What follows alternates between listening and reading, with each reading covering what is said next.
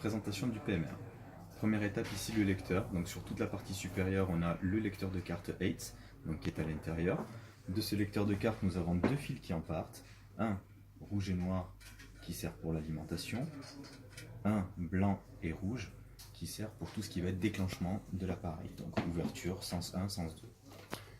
On poursuit sur la partie supérieure. Nous avons ici le moteur avec les différents engrenages, avec l'entraînement donc de la porte, et le capteur de position qui nous sert à positionner donc le lecteur, le portillon en fonction de l'ouverture.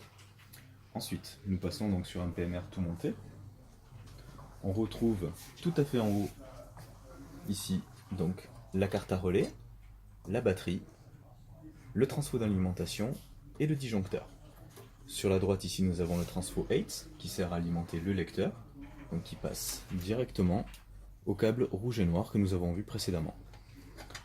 Le câble blanc et rouge descend ici et vient se relier sur la carte mère donc du PMR, ou sur les trois points qui sont ici, donc soit entre le commun et ce point-ci, soit entre le commun et ce point-là, comme on pourra le voir sur l'autre poteau.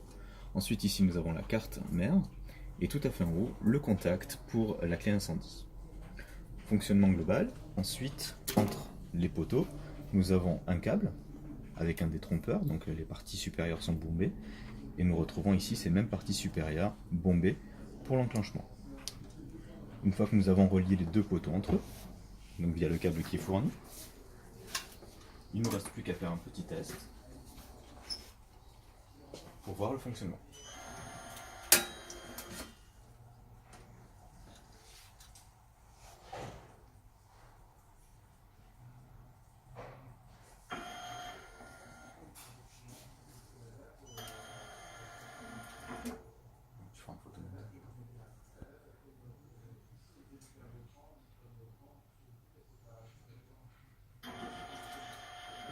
Voilà, et dans l'autre sens.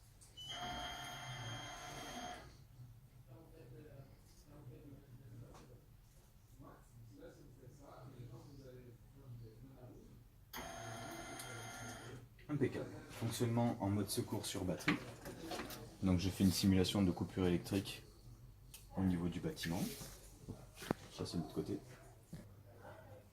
Une simulation, on coupe le jus. Voilà. On attend quelques secondes.